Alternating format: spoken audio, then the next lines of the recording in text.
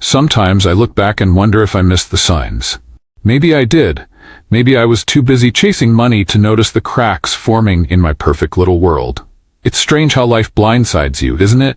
You think you have everything under control until one day you realize you don't. It started with something small.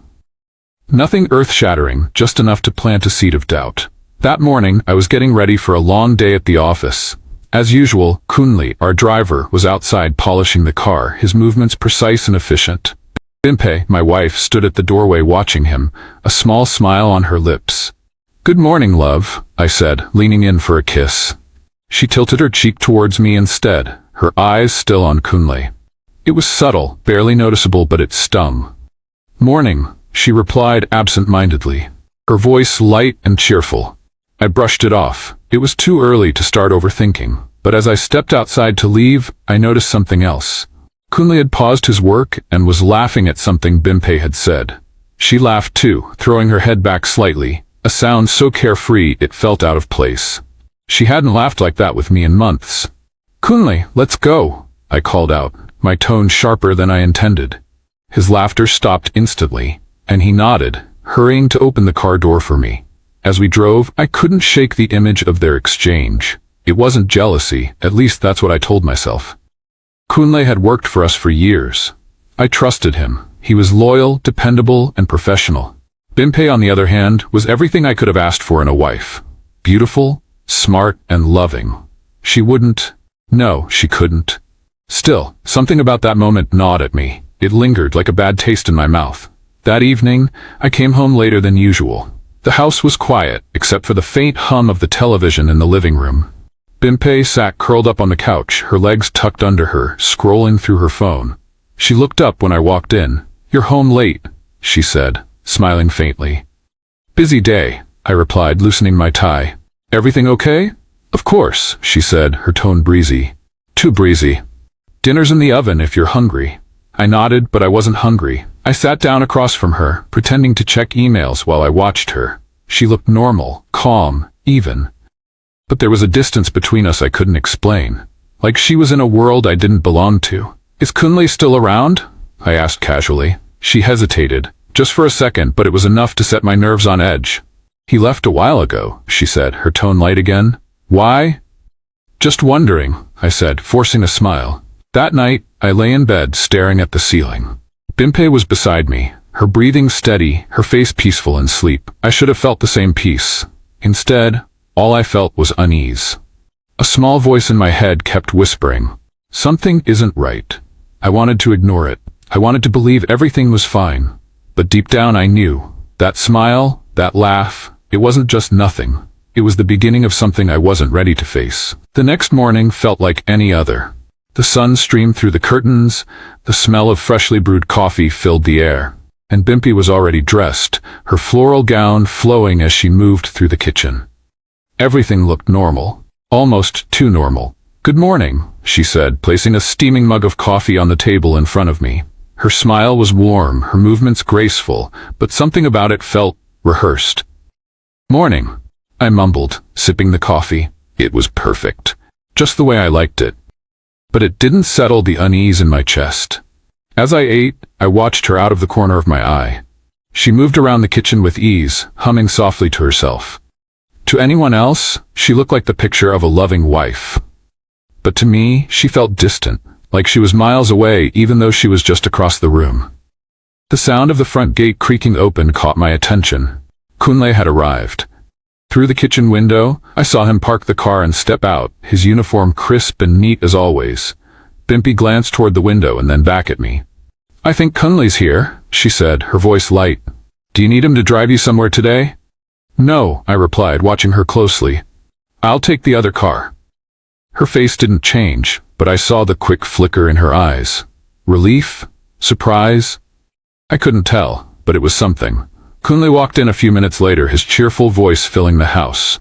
"Good morning, Oga." "Good morning, madam." "Morning," I said, barely glancing at him. Bimpe smiled at him, a little too brightly. "Good morning, Kunle. How was your weekend?" she asked, her tone casual. "Fine, ma," he replied, his eyes meeting hers for a split second too long. It was just a moment, a tiny interaction most people wouldn't notice. But I did. The way her voice softened when she spoke to him, the way his smile lingered a little longer than it should have. I forced myself to finish breakfast, pretending I hadn't seen anything. But as I walked out the door, I couldn't shake the feeling that something wasn't right.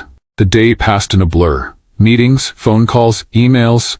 But no matter how busy I tried to make myself, my mind kept wandering back to the house, to Bimpe and Kunle. When I finally returned home that evening, the house was quiet. Too quiet. I called out for Bimpe, and she appeared moments later, her hair slightly damp, her face flushed. "Were you in the shower?" I asked. She hesitated just for a second. "Yes, I didn't hear you come in." I nodded, but my chest tightened. Something about her answer didn't sit right. I looked around, but Kunle was nowhere to be seen. "Where's Kunle?" "He left already," she said quickly. Too quickly. I didn't say anything else, but the knot in my stomach tightened. That night, as Bimpe slept beside me, I stared at the ceiling again, the same unease creeping back in. I told myself I was being paranoid, that I was imagining things, but deep down, I knew. The cracks were there. I just didn't know how deep they ran. I had always trusted routine.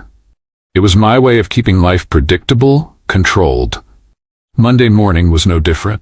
I was headed out for a business trip, just a short one this time. 2 nights in Abuja for a deal I had been chasing for months.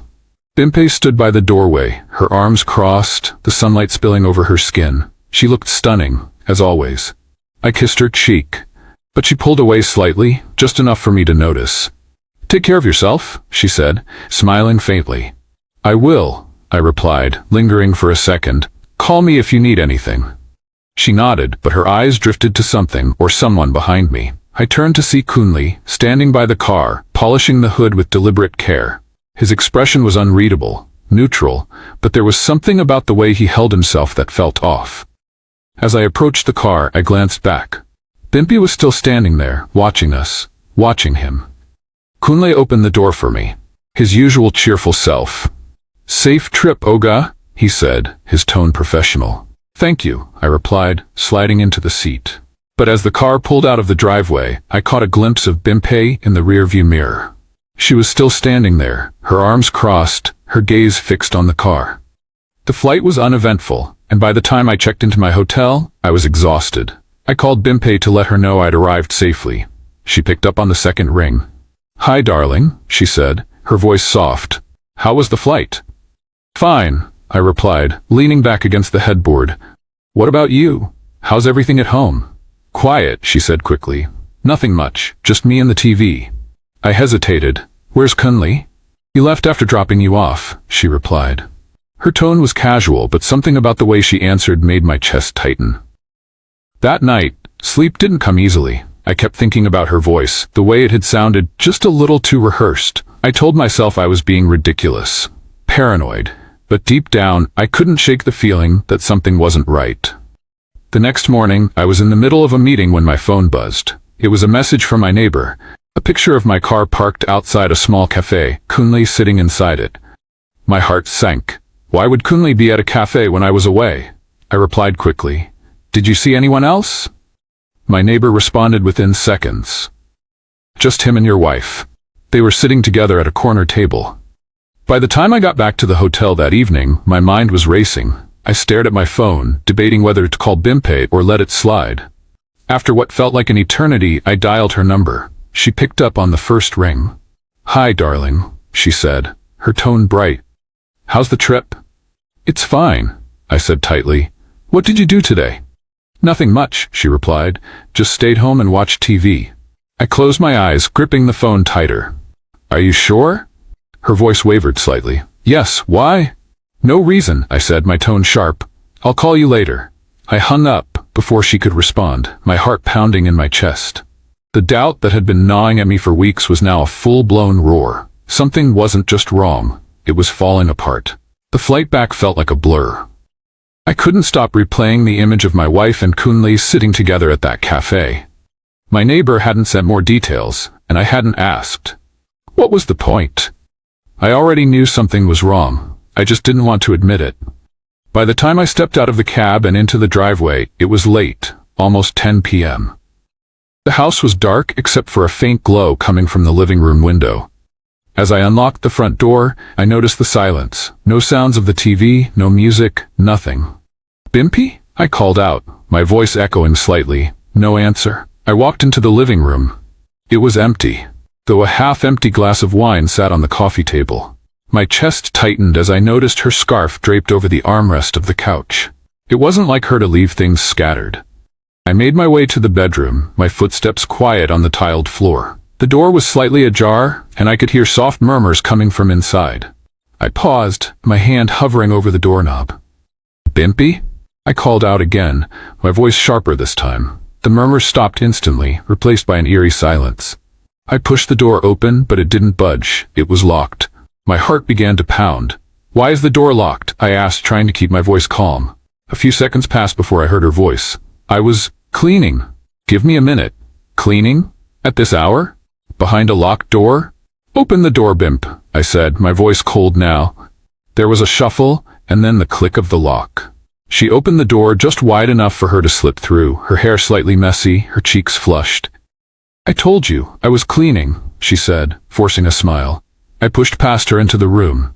Everything looked normal, too normal. The bed was made, the curtains drawn, and the air carried the faint scent of lavender, her favorite room spray. "Why was the door locked?" I asked again, staring at her. She hesitated, just for a moment. "I didn't want dust getting into the hallway." "Dust? At 10 p.m.? I didn't press further, but something about her demeanor made my stomach churn. She was nervous, fidgety, her eyes darting toward the bathroom door. "Where's Kunle?"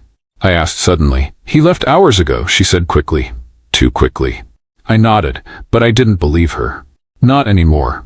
That night, as she slept beside me, I lay awake, staring at the ceiling. My mind raced, piecing together every little thing I'd noticed over the past few weeks. Her laughter, her excuses, her sudden interest in cleaning. And Kunle, his sudden ease around her, his lingering glances. The doubt was no longer a whisper. It was a deafening roar, drowning out every rational thought. I told myself I needed proof, something undeniable, because once I had it, there would be no turning back. And I was afraid of what I might find. The next morning, I left for work earlier than usual. It wasn't because I had a meeting or something urgent to attend to. I just needed to get out of the house. Being around Bimpe felt suffocating. Every smile, every word from her felt rehearsed, like she was performing for me, trying to hide something. Kunle was already outside, polishing the car as he always did. His posture was relaxed, too relaxed for someone who had become the center of my suspicions. When he saw me, he straightened up and greeted me with his usual cheerfulness. "Morning, Oga," he said, his tone upbeat. I nodded curtly and got into the car. As he drove, I studied him through the rearview mirror. He looked calm, as though nothing in the world could rattle him. That calmness only made my anger simmer. How could he be so at ease when I felt like my entire world was crumbling?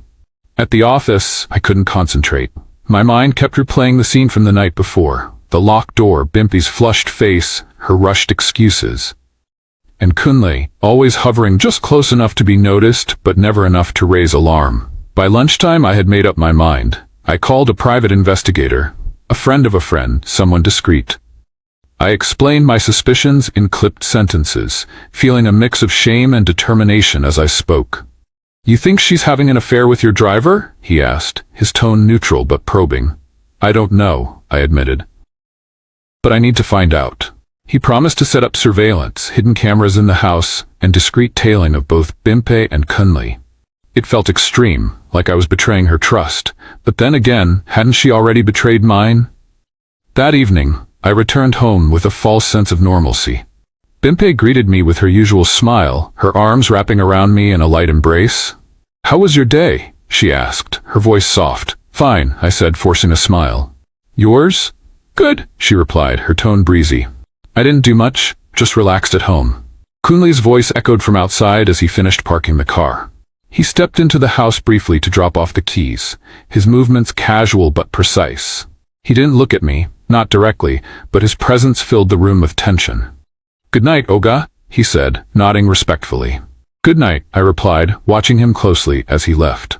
That night, as Bimpe slept beside me, I lay awake again, staring at the ceiling. The cameras had been installed earlier that day while she was out. Every corner of the house was now under watch. I told myself it was for the best. If there was nothing to find, then I could finally let go of this gnawing doubt. But if there was something, I clenched my fists, the thought too painful to bear. Bimpe stirred beside me, murmuring something in her sleep. I turned to look at her, the woman I had loved for years. She looked peaceful, innocent. But was she? I closed my eyes, willing sleep to come, knowing that the truth would soon reveal itself. And I wasn't sure I was ready for it. The next morning, I woke up early, my heart already heavy with anticipation. Bimpe was still asleep, her face turned toward the window, peaceful as always. I watched her for a moment, wondering if I was wrong about everything. Maybe I was just letting my imagination run wild. Maybe I was the one sabotaging my own peace. But then I remembered the locked door, the flushed cheeks, the faint scent of cologne that didn't belong to me. My chest tightened as I slipped out of bed, careful not to wake her, and made my way to the study where I'd stashed the investigator's equipment. The setup was simple. Cameras in the living room, kitchen, and hallway. Places they'd think were safe to talk, or do whatever they were doing behind my back. I plugged the memory card into my laptop and waited, my hands clammy, my heartbeat thudding in my ears. The first few clips were mundane. Bimpe moving around the house, tidying up, sitting on the couch scrolling through her phone. Kunli coming in to drop off the car keys, nothing unusual. But then one clip caught my attention. It was late afternoon. Bimpe was in the living room, her phone pressed to her ear. Her voice was soft, low, almost teasing. I couldn't hear the other side of the conversation, but her tone was familiar in a way that sent a chill down my spine. Moments later, Kunli walked in. He was still in his uniform, his tie slightly loosened. She looked up at him, smiling, and said something I couldn't quite make out. He laughed, not the polite chuckle he usually reserved for me, but a real, carefree laugh. The kind of laugh I hadn't heard from him in years. They sat down together, too close for my liking. She leaned toward him, her hand brushing his shoulder lightly. It was casual, almost innocent. Almost. My stomach churned as I watched her laugh at something he said, her head tilting back in a way that felt far too familiar. Far too intimate. Then, it happened. Her hand lingered on his knee, his hand covered hers, briefly but deliberately. It was a moment, a flash, but it was enough to confirm everything I had feared. I slammed the laptop shut, my chest heaving. My hands were shaking, my mind racing. There it was, proof that something was happening, something I couldn't ignore anymore. I sat there for what felt like hours, staring at the wall, the weight of the betrayal pressing down on me like a stone. When I finally stood, my legs felt weak, my steps unsteady as I made my way back to the bedroom. Bimpe was still asleep, her breathing even, her face serene. I stared at her, the woman I had loved, the woman I had trusted with everything. My jaw tightened as I swallowed the lump in my throat. The doubt was gone now, replaced by something heavier, darker. I wasn't imagining things. I wasn't crazy. They were betraying me, and soon they would know I knew. The day dragged on like a slow, painful drip. Every minute felt like an hour. Every sound in the house set my nerves on edge. I couldn't look at Bimpe without seeing her hand on Kunli's knee, her laughter echoing in my head. It was all I could think about. I spent most of the day pacing in my study, trying to figure out what to do. Should I confront her now? Wait for Kunli to come in and call them out together? My anger boiled just beneath the surface, threatening to spill over with every passing moment. Around 5 p.m., I heard the gate creak open. Kunli was back. I watched from the window as he parked the car, stepping out with that same calm, unbothered demeanor that now felt like a slap in the face. Bimpe walked out to meet him, carrying a glass of juice. She handed it to him with a smile, their hands brushing briefly. My jaw tightened. Enough. I stormed out of the study, my footsteps heavy on the tiled floor. Both of them looked up as I approached, their smiles fading the moment they saw my face. Bimpe's eyes widened, her hand instinctively moving to her side. Kunle stood straighter, his usual cheer replaced with unease. "What's going on here?" I demanded, my voice sharp enough to cut through the tension. Bimpe blinked, her mouth opening and closing like she couldn't decide what to say. "What do you mean?" she asked, her tone too casual, too forced. "You know exactly what I mean," I snapped, pointing at Kunle. "Do you think I'm blind? Do you think I don't see what's happening under my own roof?" Kunle took a step back, his hands raised slightly. Oga, I don't know what you're talking about, he said, his voice trembling. Don't lie to me. I shouted, my voice echoing through the house. I saw the video. I saw everything. Bimpei gasped, her face draining of color. Video? She whispered. Yes, video, I said, my voice cold now. You think you can betray me in my own house and I wouldn't find out? She looked at Kunle, then back at me, her hands trembling. It's not what you think, she said quickly. Not what I think? I laughed bitterly. I saw you, both of you. Don't insult my intelligence. Kunle stammered. Oga, please, I didn't. Get out, I roared, pointing to the gate. You're fired. I don't want to see your face again. Kunle hesitated, looking at Bimpei as if waiting for her to say something. When she remained silent, he bowed his head and walked toward the gate, his steps slow, reluctant. Once he was gone, I turned to Bimpei, my chest heaving. She was crying now, her hands clasped in front of her. Please, she whispered. Let me explain. Explain, I said, my voice shaking. Explain what? That you've been sneaking around with the driver? That you've been lying to my face? Tears streamed down her cheeks as she fell to her knees. I was lonely, she sobbed. You're always gone, always working. I didn't know what else to do. I stared at her, my heart pounding in my chest. Her words hit me like a punch to the gut. Loneliness, neglect, words I'd heard before but never thought applied to me. But right now none of that mattered. All I could see was the betrayal. Get up. Get up, I said, my voice cold. Go inside. I don't want to see your face right now. She looked up at me, her eyes filled with desperation. Please, she whispered again. But I couldn't bear to hear her voice. I turned and walked away, my mind a storm of anger, pain, and something I couldn't quite name. Inside the house, the silence felt heavier than ever. I sat in my study, staring at the wall, wondering how we had gotten here. And for the first time, I wasn't sure if we could ever go back. The house felt hollow, like all the life had been sucked out of it. Bimpei stayed in the bedroom, the door shut tight, while I sat in the study with the weight of everything crashing down on me. The silence wasn't peaceful. It was suffocating. Every tick of the clock felt like a reminder of how broken things had become. I poured myself a drink, the amber liquid swirling in the glass as my hands trembled. I took a sip, hoping it would dull the edge of my thoughts, but it didn't. The image of her on her knees, tears streaming down her face, kept replaying in my mind. Her words, I was lonely, echoed louder than anything else. Lonely? I wanted to scream. How could she have been lonely when I gave her everything? A beautiful home, anything she wanted, a life most women would envy. But deep down, I knew. I'd been gone, emotionally, physically, for a long time. The long hours at work, the endless business trips. I'd left her alone in this house, surrounded by wealth, but no companionship. And Kunle? He had been there to fill the gap I left behind. It didn't excuse what she did. Nothing could. But for the first time, I began to see the cracks I had ignored for years. I didn't sleep that night. I couldn't. I kept waiting for her to come out to say something, but the bedroom door stayed closed. By morning, the housekeeper arrived, her cheerful greeting breaking the heavy silence. I nodded at her, my voice barely above a whisper. Good morning. It wasn't, but I didn't have the energy to say anything else. When Bimpei finally emerged, her eyes were swollen and red, her movements hesitant. She stood at the edge of the living room, her hands clasped tightly in front of her. Can we talk? She asked softly, her voice trembling. I stared at her for a long moment before nodding, gesturing for her to sit. She didn't move at first, then slowly lowered herself onto the couch, her eyes fixed on the floor. I know I hurt you, she began, her voice breaking. I can't undo what I did, but I need you to understand.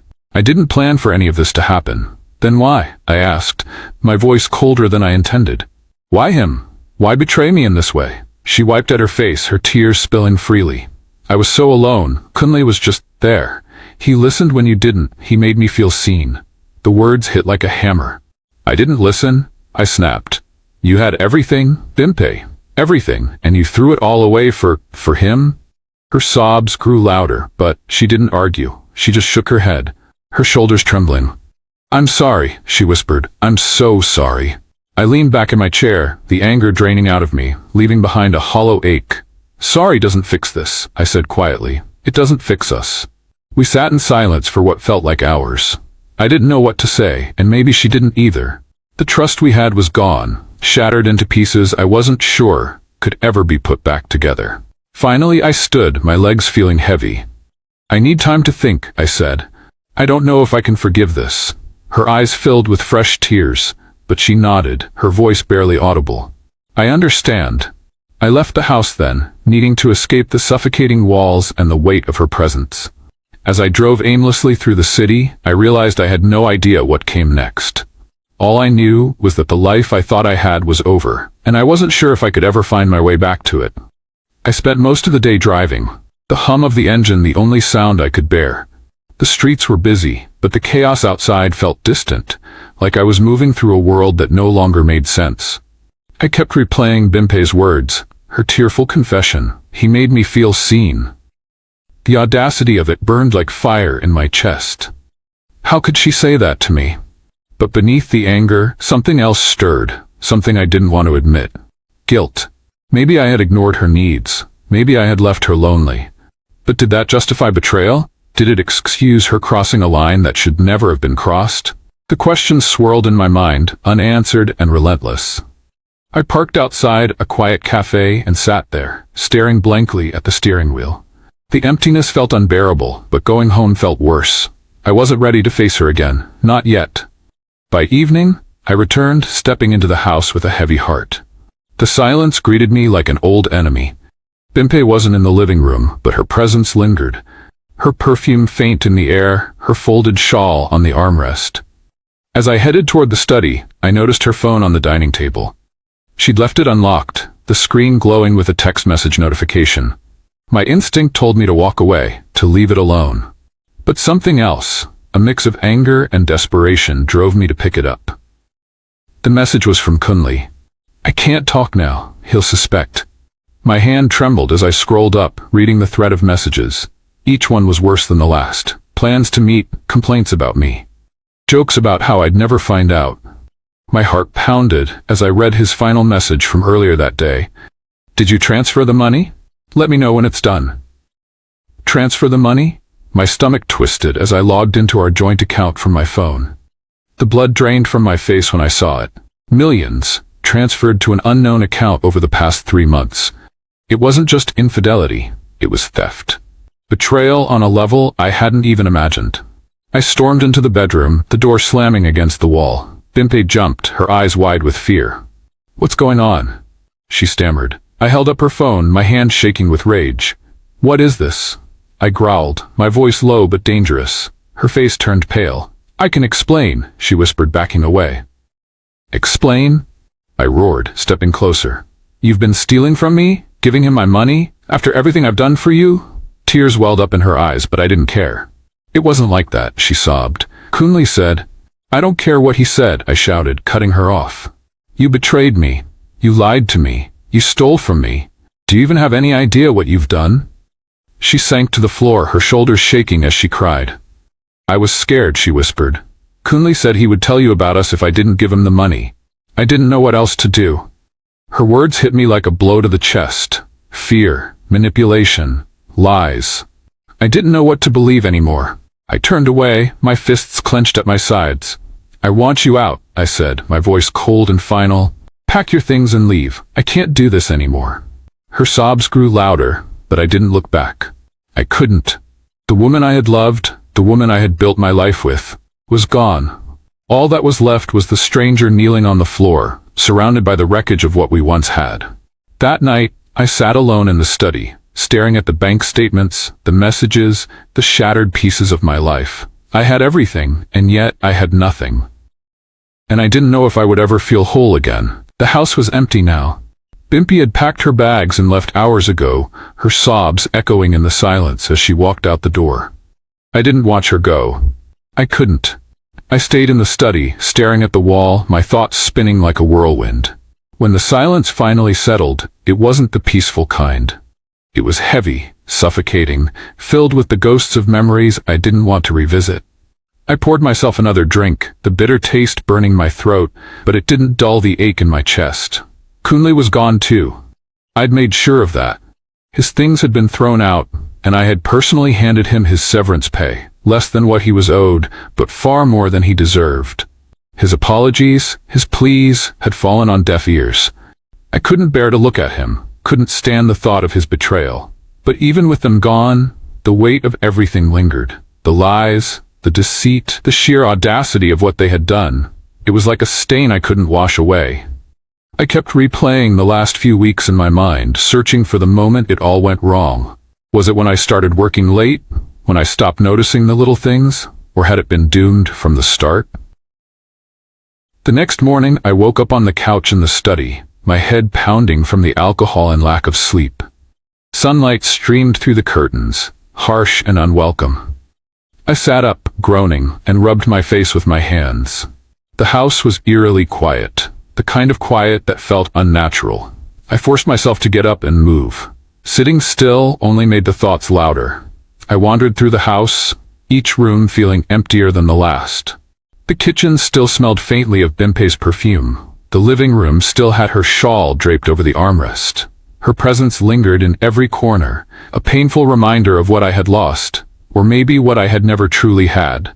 In the bedroom, I found a note on the nightstand. Her handwriting was shaky, the ink smudged in places, as though she'd been crying while she wrote it. I know I've hurt you in ways I can never undo.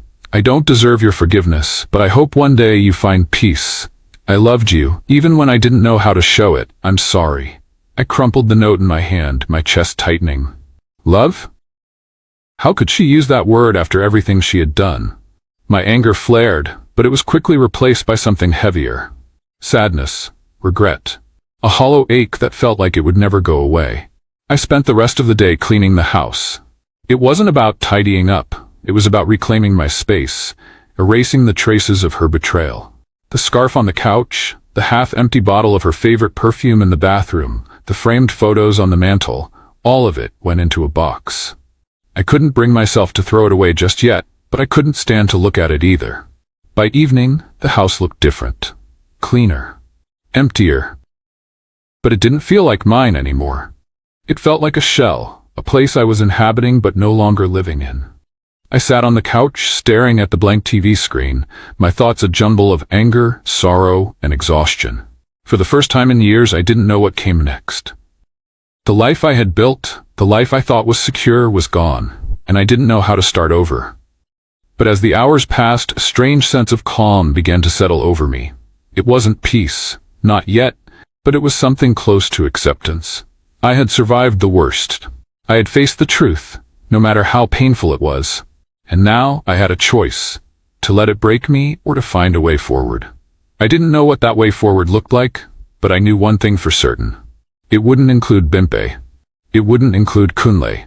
It would be my life, built on my terms, no matter how long it took to piece it back together. I poured myself one last drink, the amber liquid catching the light as I raised the glass to my lips. To a new chapter, I murmured, the words feeling foreign but necessary. And for the first time in weeks, I felt the faintest flicker of hope. Life has a cruel way of teaching us lessons we never asked for. In the wreckage of what was once my marriage, I've had time to reflect, to sit with the pain and pull apart the threads of what went wrong. There's no denying that betrayal cuts deep, but it also brings clarity. An unrelenting light that forces you to see the cracks you ignored, the mistakes you made, and the truths you didn't want to face. If there's one thing I've learned, it's this. Love is not enough if it's left unattended. You can give someone the world, but if you're not present, if you're not emotionally invested, you risk losing them to the void you leave behind. I thought providing for Bimpe, building a life of comfort and luxury, was enough. I was wrong. Relationships need time, care, and presence, or they'll wither like a plant left out in the sun with no water. Another hard truth is that trust is fragile. It's the foundation of any relationship, but once it's broken, it's almost impossible to rebuild. Bimpe and Kunle shattered that trust, and in doing so, they took something from me that I may never fully recover.